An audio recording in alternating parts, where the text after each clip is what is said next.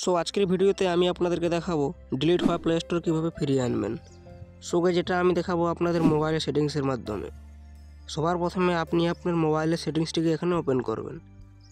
Open করার পর just এখানে আপনি স্ক্রল করবেন এবং অ্যাপস নামে একটি অপশান রয়েছে, সেই অপশানটি এখানে আপনি খুঁজে নেবেন।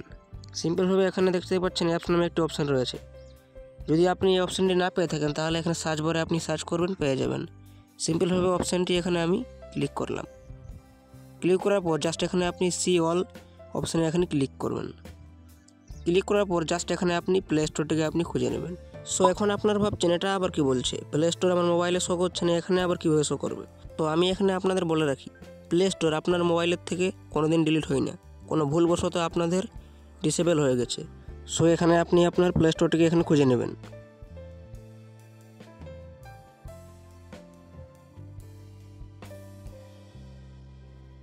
দেখতেই পাচ্ছেন এখানে প্লে স্টোর আপনার ডিসেবল রয়েছে। সো এখানে আপনি প্লে স্টোর অপশানে ক্লিক করবেন। ক্লিক করার পর এখানে আপনি ইনেবল অপশানে ক্লিক করবেন। তারপর জাস্ট এখানে আপনি ব্যাক হয়ে যাবেন। সো এখানে আপনি দেখতেই পাচ্ছেন প্লে স্টোর আপনার মোবাইলে চলে এসেছে। আজকের মতো ভিডিওটি এখন পর্যন্তই। যদি ভালো লাগে থাকে তাহলে ভিডিওটিতে অবশ্যই একটু লাইক করবেন, আর চ্যানেল যদি নতুন হয়ে থাকেন তাহলে চ্যানেলটিকে সাবস্ক্রাইব করে পাশে থেকে বেল আইকনে ক্লিক করে নোটিফিকেশান অল করে রাখবেন, যাতে এই ধরনের হেল্পফুল ভিডিও নোটিফিকেশান সবার আগে আপনার কাছে পৌঁছায়।